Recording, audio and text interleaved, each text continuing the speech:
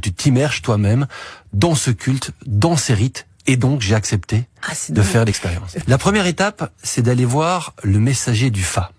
Le Fa, c'est l'espèce d'esprit qui est autour de nous, et il existe là-bas des prêtres qui sont censés faire la communication entre la personne qui va faire son initiation et puis ce messager. Et donc déjà là, c'était une première étape avec toutes sortes de rituels, parce que c'est très très très codifié, il y a énormément de choses.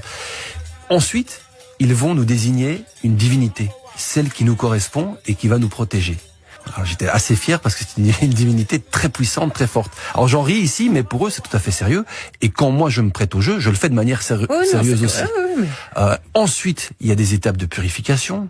Ensuite, de nouveaux sacrifices. Ça a duré plus de 4 jours. J'ai vraiment fait chacune étape. Vous n'aviez pas peur des choses, parce qu'on vous disait pas à l'avance ce que vous alliez faire, j'imagine, comme étape.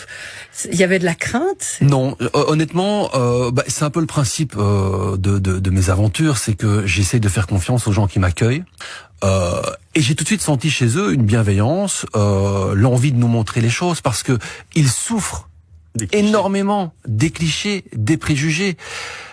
Partout sur la planète, quand on pense vaudou, on pense à cette image un peu satanique, diabolique, la sorcellerie, alors que pour eux, c'est leur culture, c'est leur religion, une religion à part entière, et aujourd'hui, elle est reconnue par les autorités béninoises. Il y a une hiérarchie, il y a ce qu'on pourrait appeler un pape chez eux, qui est en fait le grand pontife, qui m'a accueilli. Il y a la manière dont ils vivent cette religion officiellement, et puis, comme toutes les croyances, il y a la manière dont chacun le vit en privé, et tout ça, ils voulaient me le montrer, ils étaient vraiment heureux qu'un journaliste occidental vienne s'intéresser à leur religion, à leur culture, à leur rituel, pour un petit peu dédramatiser tout ceci. Donc, je me suis tout de suite senti en confiance, et puis ça s'est très bien passé avec eux, ils sont adorables. Mais il faut dire que l'image un peu presque effrayante, parfois qu'on peut avoir du vaudou, ça nous vient quand même très fort d'une culture cinématographique et littéraire qui nous a beaucoup vendu. Exactement. Mais à la base, ce sont les missionnaires, ce sont